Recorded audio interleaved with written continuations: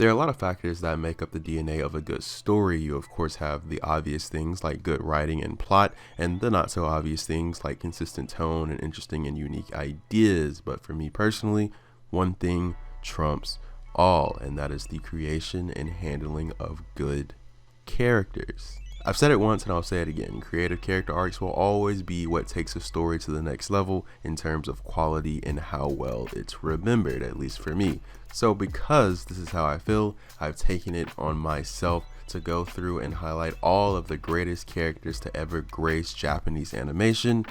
And today we're pulling no punches, going to one of the most popular characters in all of anime, the Prince of all Saiyans, Vegeta. Been in the field with them late nights off, them drill, them quick white locked in cell like Shawshank, no bitch. I was rich nigga in prison. I was shutting up niggas running around. I was rich nigga on a mission. I was motivated, I was watching movies. I was putting a nigga in the kitchen. I was chasing me when they said I couldn't. I was hard headed, I ain't listen. Kinda glad that I never did it. Now when y'all mad at I can trick it. All of my money is blue, all of my money is blue. Giving me this. I'm supposed to go get the money and keep doing favors and get all my money in the room.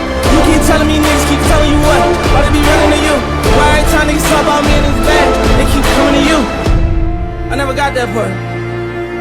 Nigga know you my man, but every time you wanna talk bad about me, he come to you and you come to me like a hoe ass nigga. Slap the shit out you. Fuck. Woo!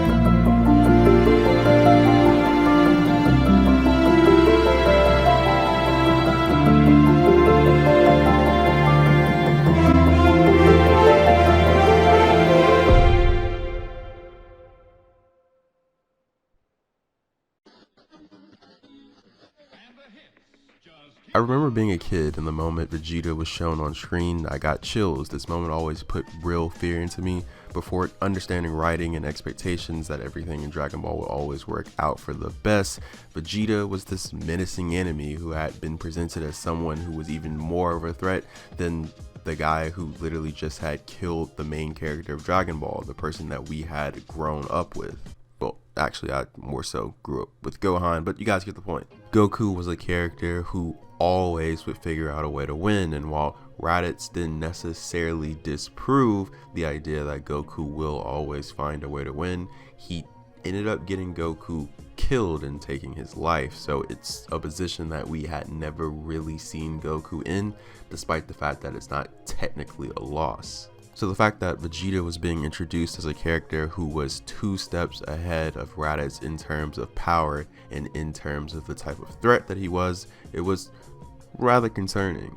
The confidence Vegeta carries the moment we see him arrive on Earth displays all of his strongest and weakest characteristics that he carries throughout the entire series. On the surface, Vegeta's story arc seems like another long tale of a character once bad turned good, but the deeper you look, you see his story is a little bit more complicated than that. Vegeta's story is more so the revealing of when you need to be confident and strong in your own ideology, or when you maybe need to dial back a bit for the greater sake of you or those around you. First introduction to Vegeta in the Saiyan saga is that of someone who will fold to no one no matter what he sees. He's so set in his ways based on his own experience and his own arrogance that nothing can really shake or deter him from what he wants. But when finally confronted with his reality shaking for the first time and his loss to Goku, he's spared the unfortunate fate of death, and this is where Vegeta's story truly begins. The correlation of Vegeta and his story grows to be very common with many people in the everyday world, building a mental wall based on their own experiences and realities of life just for it to be completely shattered. It's something virtually everyone will deal with at one point or another, hitting rock bottom, having to crawl out of the gutter, dust yourself off, and usually this process ends in a bit of humbling, especially when coming into contact with an unmovable force that you went in 100% believing that what was in front of you posed little to no threat. It's here when Vegeta takes a step being past an arrogant villain turned humble comrade and instead becomes a fantasy of what many can only dream of being. When we get reintroduced to Vegeta, at a glance it looks like he's gained nothing from his first confrontation with Goku outside of more physical power. But the deeper you dig, the more clear it becomes of the subtle tilting in his ideology he has. From the moment we see Vegeta leaving the healing chamber, he still has the same arrogant smugness about him we originally saw when he arrived on Earth. He has a moment of pausing though and reflecting on the battle he had with Goku, and in seeing this reflection, it becomes clear, coupled with his arrogance, is a newfound irritation. While internally we as the audience can sense how bothered he is by losing, externally to other characters on screen, Vegeta has a layer of calmness surrounding him. When putting on his clothes, a character a part of Frieza's army offers Vegeta his scouter, to which he denies it. He no longer has faith in or sees a need for the scouter, not only because he's learned there are people out there who can match their power level at will, but also because he's leaving the idea of anyone or anything making him go against what he can see and experience himself in the past. Not a complete 180 of the perspective he had originally on Earth. Instead, it's just more of a slight adjustment to give him a broader scope into what he can understand. The more and more you follow Vegeta's story, if you look at him in the very beginning during his introduction and him way up into the days of Super, yeah, sure, he looks a lot different in terms of how he moves, how he speaks, how he acts, what he finds important. But as you go through slowly, as we will do in this video, it becomes clear why Vegeta can be so different in terms of his narrative, but still feels so familiar to the audience. We get a vocal reinforcement of Vegeta changing his ideas of strength when he's mocking Dodoria before their fight. But it doesn't require much strength, and I know how you and Frieza are only interested in flexing your muscles. Then again, there's nothing wrong with an occasional show of force. With this simple statement, he shows us he's changing right before us, again adapting in ways that benefit him most physically and mentally, while keeping the foundation of his ideas intact, all in pursuit of a greater goal. Vegeta finds himself now in the position that Goku was once in, facing a person that is so set in their ways and so sure of themselves that they can't even come to terms with what's right in front of them. Vegeta finds a way not to fall victim to what many people in real life fall victim to when they come back into contact with someone from their past. He doesn't show any fear when facing Dodoria, and he doesn't allow Dodoria to keep him in the box that he once had Vegeta in way before his battle with Goku. In fact, it inflates Vegeta's ego just a little bit more. He loves the fact that Dodoria can't even come to terms with this new, better version of him. It's a moment I'm sure many people can relate to if they've ever been in any position where someone looked down on them. We see it all the time with celebrities. They run into someone that bullied them in high school, or someone that gave them a hard time in college, or someone that turned them away from a job or spoke poorly on them. And when they come into them as this now new and improved version of themselves, it's a bit of a laugh to them. They get to enjoy the true benefits in the most petty way possible of all of their hard work and all of the struggles that they had. In short, this moment with Vegeta is either relatable to you, or if it's not relatable to you, you can still appreciate it from afar. In Vegeta's first battle with one of Frieza's henchmen, we see that he shows no remorse and no hesitation to kill him. In fact, he even gets a little irritated by the fact that he tries to bargain with Vegeta and convince him not to kill him. In the moment, it's nothing more than an antagonist begging for their life at the hands of a, well, at this point, I guess, anti-hero. When it happens again, while Vegeta has the upper hand on Dodoria, and Dodoria is bargaining information about planet Vegeta, Vegeta decides to hear him out. Obviously, this moment is here so Vegeta can learn about the history of the Saiyans and what Frieza did, and so he can actually have that true vendetta against Frieza, and so that he can end up passing it along to Goku. But also, the moment I really love because it pairs so well with Vegeta's inevitable death on planet Namek. It really points out how much he truly loved and cared for his planet and his people. Getting more information and being able to have a deeper understanding of what happened to planet Vegeta and what happened to the Saiyans is the only thing probably in this scenario that could have derailed Vegeta for a moment from his ultimate goal he has right now. Except none of what I'm saying is true. After Dodoria finishes telling Vegeta all about Frieza's plan to get rid of the Saiyans, he then goes on to say he doesn't care about any of them at all, and the thing he's most annoyed and angry about is the fact that he wasn't able to figure it out himself, and that he's been doing the dirty work of Frieza this entire time. Weaponizing someone's emotions almost never ends well, but it especially does not end well in a person who's determined and very confident in who they are as a person. The power fantasy aspect of the admiration that we all hold for Vegeta here is on full display as he completely wipes out and unleashes a pit of anger in a way I'm sure many of us wish we could when we have personally found ourselves in a moment of feeling cheated, backstabbed, and or wronged. But being the determined person that Vegeta is, he finds a positive out of this. He simply sees it as Frieza's true fear of Saiyans, and him being a Saiyan, he finds true confidence in knowing that even Frieza is afraid of the potential that he has. It feels equal to one of those moments where you kind of just say it is what it is and that the universe wouldn't put anything on your plate that you couldn't handle. Sadly, as we all know,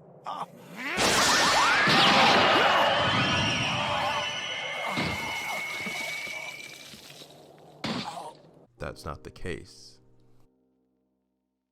Each and every rewatching of Dragon Ball, I can't help but feel bad once Vegeta's fight starts with Frieza. Having been through so much up until this point in this saga, and all in all the entire series, Vegeta can't help but fall victim to his old ways of thinking. At times on Namek, it's hard to determine if Vegeta believes the words he's saying, or if he has doubt and hopes that saying it with enough passion will make it his reality. Either way though, when it comes to being a Super Saiyan and being the ultimate warrior of the universe, despite all of his efforts and struggles, it serves not to be true, at least for now. He's still much too weak for the likes of Frieza. Vegeta has this great light show moment where he attempts to blast Frieza with an attack so powerful that Piccolo says it has the potential to completely wipe out the planet, and Frieza just kicks it right back at him like it's a ball in a schoolyard. And with that last ditch effort, Vegeta finally comes to terms with the fact that he has no other options against Frieza, that he's truly hopeless and at the mercy of someone else all over again.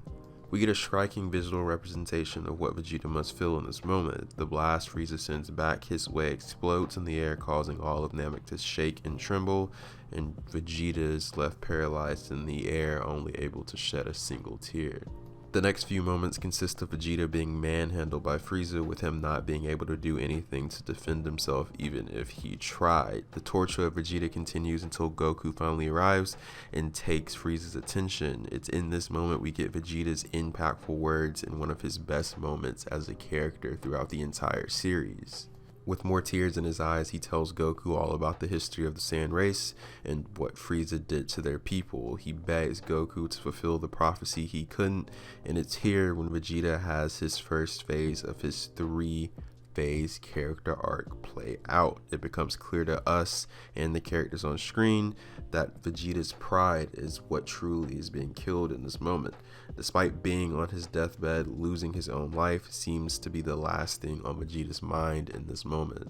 The majority of his pain comes from being lied to, tricked, and manipulated, realizing all of this happened, planning vengeance, and repairing his pride bit by bit through pushing forward and past everything in his way and still falling short. The only thing worse than thinking you aren't good enough is being shown you aren't good enough, and that's what we see from Vegeta here in his passing moments on Namek. But then he's revived. Thanks to a wish made by Goku and friends, he, along with everyone else that was slain by Frieza and his men, are brought back to life. And with Vegeta's newfound life, the first thing he decides to do after coming to terms with the fact that he has been brought back to life is find Frieza and Goku. He greets Goku with a smile, happy to see that the goal he had envisioned is truly attainable. After acknowledging Goku, he tries to attack Frieza before finally being sent to Earth, and it's in this small moment Vegeta's ideas about his own goals and ambitions truly get turned on their head. Someone being ahead of him isn't a flaw within himself. Instead, it's just the physical form of his next goal and his next achievement. It's something that gets explored more as Vegeta goes throughout the Cell Saga, but essentially he's slowly becoming a person who needs light at the end of the tunnel. When we get to see Vegeta in full force again, it's him finally as a Super Saiyan toying with Android 19 with relative ease, but his revenge tour comes to a quick halt with his fight against Android 18.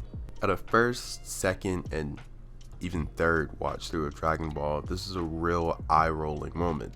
It feels as if Toriyama is just making Vegeta a punching bag, and to be fair, he kind of is. Vegeta ends up in the same spot he did back on Namek, with his back against the wall and a storm of hopelessness drowning him. The way he reached that point, though, is very different.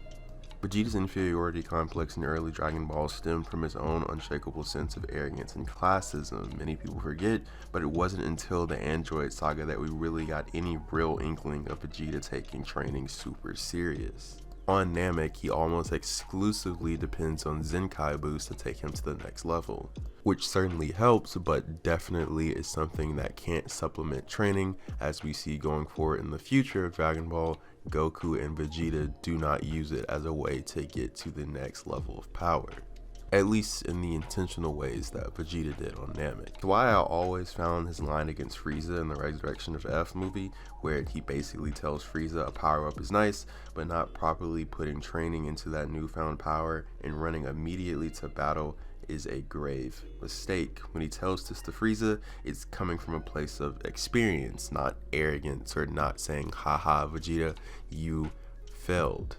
Vegeta was a victim of that very thing that Frieza was in that movie, because he did it time and time again on Namek, but this time in the Android Saga it was meant to be different. He put in the work, paid his dues, accomplished his goal, and in the end still falls short in an arguably worse way than before.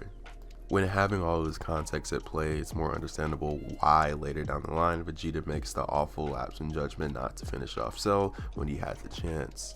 While I of course can't say I agree with the risk being took, I think I can confidently say many of us understand wanting to test the limits of your abilities. What Vegeta experiences against Android 18 is actually studying for the first time and still bombing that very, very intense final exam, or actually prepping for a job interview only to still not get the job. Knowing something difficult lies ahead of you and failing at that thing when the time comes for you to confront said difficult thing hurts, but knowing said difficult thing lies ahead of you, actually putting in the work and preparing for it, and still not overcoming said difficult challenge hurts a whole lot more.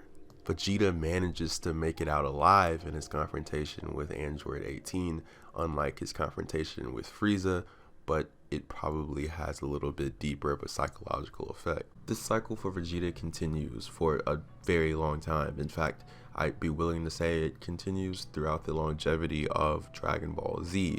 The process of Vegeta being beat down, having a comeback, and being beaten down again. He goes through it with 18, he goes through it with Cell, he even goes through it with Majin Buu. But in each and every one of these moments, no matter how gut-wrenching it is to see Vegeta take L after L as a fan of him, it adds a new layer of depth to his character.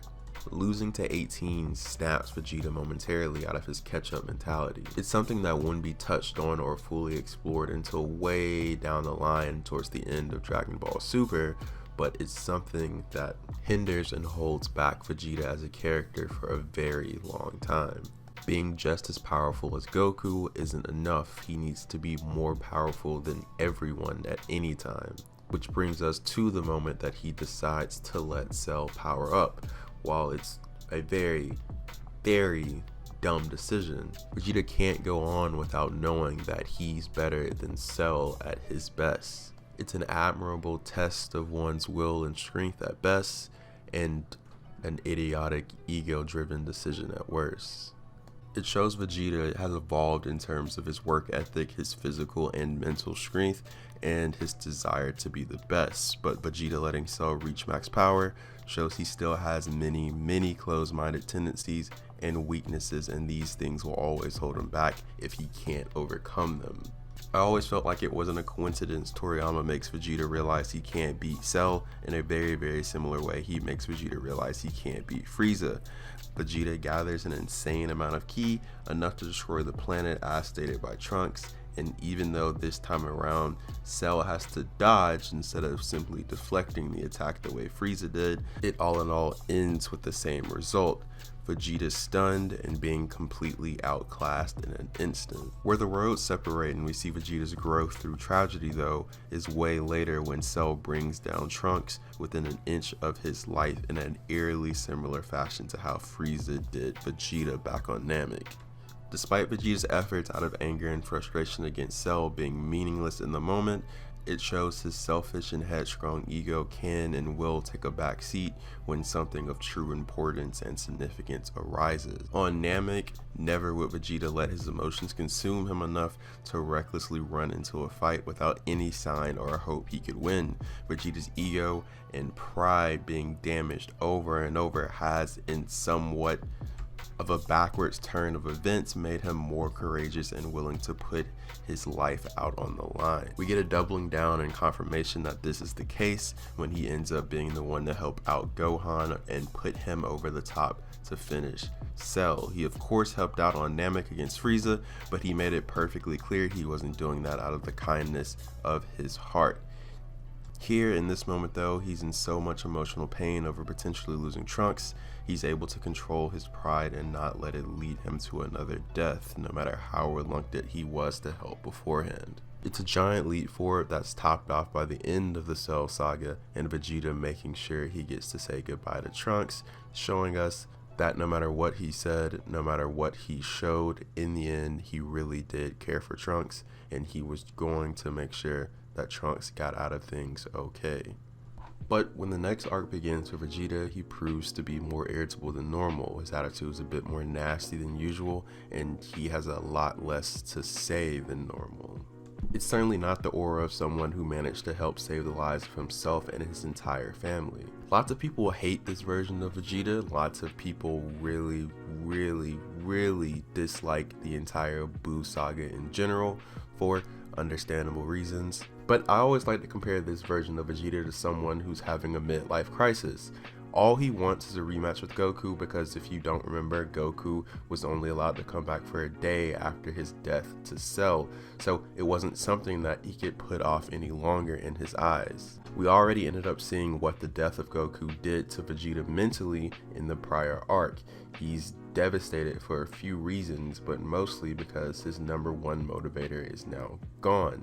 He even swears off fighting when he really comes to terms with Goku being dead. It's a moment I always felt like at the time was meant to be taken pretty seriously before Toriyama decided to progress the story more with the Buu arc. So when he realizes he has the chance to test himself against Goku one last time, he makes it clear nothing will stop him from finally getting his rematch, and nothing will stop him from finally proving himself to be the superior fighter. Even though he made progress in the Cell arc, Vegeta couldn't help but harbor some resentment. When you fail over and over and have to keep adjusting your priorities and your vision on what you want and who you want to be, it's only natural that there may be a moment where you ask yourself if you're happy and content with who you are, and that's what we see Vegeta wrestle with here. He doesn't want to be a part of the world tournament in truth, he just sees it as a chance to fight Goku. Beating Goku is the last thing Vegeta has to hang on to. He wasn't able to lead his race of people, he wasn't able to avenge his people and bring vengeance to the one who robbed him of his birthright, and he wasn't able to be the first to fulfill the ancient Saiyan prophecy. He wasn't even able to be the first in terms of ascending past that of a Super Saiyan. On top of all that, there were even times where Vegeta wasn't able to save himself. We end up getting a clear depiction of what Vegeta is feeling in his heart with the speech he gives to the Supreme Kai after he's been taken control of by Babidi. So the actual speech was supposed to be here with Vegeta, and I did all this cool editing to work around getting that copyright claim, and it kind of worked. And then when I went to upload it, the actual clip didn't flag the copyright system, but the background music actually got claimed. So I can't do anything about that. I could try to separate Vegeta's audio from the music from the score, but that just not sound good. So my bad. My favorite part of this entire speech has to be how Goku just stares at Vegeta closely, listening to every word that he says. Vegeta gets set off by Supreme Kai calling his motos meaningless as a sign that he finally has come to a point of not being able to put the greater good above his own ambitions. He did it against Frieza and he did it against Cell, and he refuses to do it again this time, something Goku is fully aware of and acknowledges. Goku understands what Vegeta feels, and out of respect, not only for him as a rival, but also as a friend and someone he cares about, decides to grant Vegeta's wish and fight him. Goku knows that finally beating him is the one thing that Vegeta has left to hang on to, and sees that for the sake of Vegeta's sanity, this has to happen. Vegeta fights Goku and kind of wins, but at the end of it all feels nothing. I always interpreted Vegeta's feelings here to be that of a bleak sadness. Beating Goku doesn't bring him real satisfaction, or at least the satisfaction he wishes it did, and that wave of disappointment gets doubled when he realizes Goku was holding back in their fight. The monotone disappointment that Vegeta has here is then followed by one of the best moments in the entire Dragon Ball series, when Vegeta gives his life in an effort to stop Majin Buu.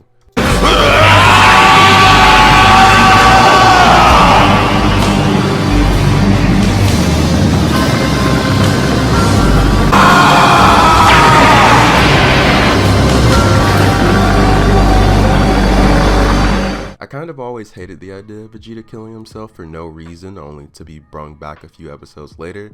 His atonement against Majin Buu serves as a great final stopping point for all his resentment though. It serves as a great stopping point in the middle of the series to give Vegeta a good moment to let go of all the resentment he has and to finally turn a new leaf. While Vegeta may have been far removed from the character that we had saw in his very first introduction way back in the first arc of Dragon Ball Z, he wasn't fully committed on his new lifestyle until now. This moment lets Vegeta start over from scratch, and starting over is important for both of the directions Vegeta's character ends up taking.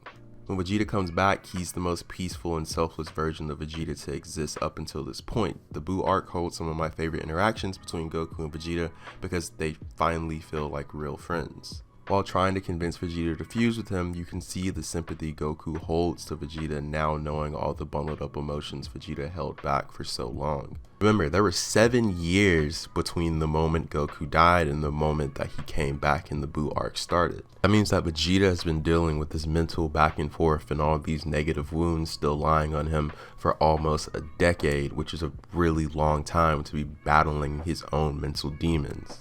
I'd be lying if I said I love the regression that Vegeta takes here in the Buu arc, but I also be lying if I said it didn't make sense given the context leading up until this moment. Change is hard, losing yourself is harder, but losing the chance to be exactly who you wanted to be your entire life may be something that only a very few people can ever understand. We get a bunch of moments showing Vegeta has come back to his senses and is acknowledging everything that's ahead of him and putting all those important things ahead of his own ego and pride, like the safety of his friends, family, and the home he now calls Earth. And with these moments, we still see them coupled with Vegeta having his pride to push him forward when needed, like his fight against Majin Buu for the second time around, and he gains the upper hand for a small moment, seemingly with nothing pushing him forward but his own pride and determination. The Buu arc did a lot wrong, but what it doesn't do wrong is showing us signs that Vegeta's character as a whole has evolved, but the foundation remains intact. When Goku finally beats Buu and we see Vegeta acknowledge Goku as the best, a moment which shows Vegeta to let go of the last bit of resentment and anger he holds about his past, it's truly something that puts a smile on my face all the time, every time I see it. But as we all know, that's not how the story of Vegeta actually ends. So I ran into a bit of a weird moment that almost made me scrap this video altogether. And as I'm sure we all know by now, Vegeta does acknowledge Goku as the best here, which is supposed to close that chapter of him being constantly a step behind Goku and chasing him. It's something the series even doubles down on in GT, and while there's some stuff wrong with GT, this is one of the many things that work in GT and make it enjoyable in my opinion. Vegeta never really falls back into that chase with Goku. He's at peace with his life and has found a way to be proud of everything he's done. As a Vegeta fan, it's nice to see him happy and not disgruntled by being a step behind Goku. It speaks to the inner peace in all of us that just wants to soak up what you have in front of you and appreciate life for what it is. Critics of Dragon Ball Super point this out as being one of the things that upsets them most. Vegeta gets robbed out of his happy ending. He ends up back to feeling resentment in himself because he can't seem to catch Goku. But after really thinking about it, and maybe it's just me being overly optimistic, but I really do think that both of these directions suit Vegeta and neither rob him of his happiness or make him compromise who he is as a character. They both have their icks, don't get me wrong. Dragon Ball Super's rendition in particular, not letting Vegeta get the killing blow on Frieza, is still one of the most disappointing moments and missed opportunities for a full circle moment in the history of fiction. But while Vegeta escaping the shadow of Goku in GT is nice, I'd argue what Dragon Ball Super did and is still doing with Vegeta's character is just as satisfying. By the time the Tournament of Power is rolled around, Vegeta has started focusing on being better for himself and himself alone and not for the sake of being ahead of Goku. He even says something similar to this when we see him motivating himself against Jiren. I'll shatter through my limits, in my own way, on my own terms! And then, Jiren, I will defeat you! It's here when I think Vegeta finally takes the full step into being completely fleshed out and different character from his introduction truly in the beginning of Dragon Ball Z. The beauty of this moment, Vegeta revealing he found a way to tap into the power of a normal Super Saiyan God against Broly, and showing off Ultra Ego on the Dragon Ball Super manga, shows that he's doing all this work to improve himself, and Toyotaro and Toriyama are rewarding Vegeta. That sounds really weird to say, rewarding, as if they're literally not choosing what he does every step of the way. Look, besides the point, we're finally getting a physical difference between what Vegeta accomplishes and what Goku accomplishes. No longer do we feel robbed of Vegeta's greatness and showing how special he is because he's not chasing power and success in the same vein that Goku is. I touched on it earlier in the video by saying Vegeta's transformation for the first time into a Super Saiyan could never be as iconic as Goku's for a multitude of reasons, but one of the big reasons being is he just wasn't first. That's something that slowly and surely changed over the last couple of years when it comes to Vegeta and how he's represented on screen and in manga. The result of Vegeta's work will look different from Goku's, and he's finally okay with that. I look at Vegeta and it's easy to understand why so many people across the world resonate with him. Putting in the hours, putting in the work, and not getting the results you want is something almost anyone who's worked for anything in life has gone through. Vegeta has become an icon for so many different kinds of people for so many different reasons. It's something I may very well go through with this video. It took me weeks to put it together, and even if it doesn't translate to success, I still kinda glad I made it. That's what we all can learn from Vegeta, to take a loss and to use it for fuel for the next battle. Win, lose, or draw, Vegeta keeps striving for greatness, and it always ends with seeing him give us amazing after amazing moment, truly solidifying him as one of the greatest in anime.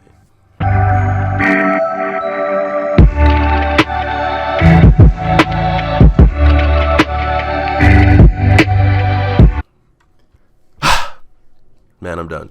I don't even got no closing remarks. I'm out of here. It's like a bajillion degrees finally here in the old southern part of America.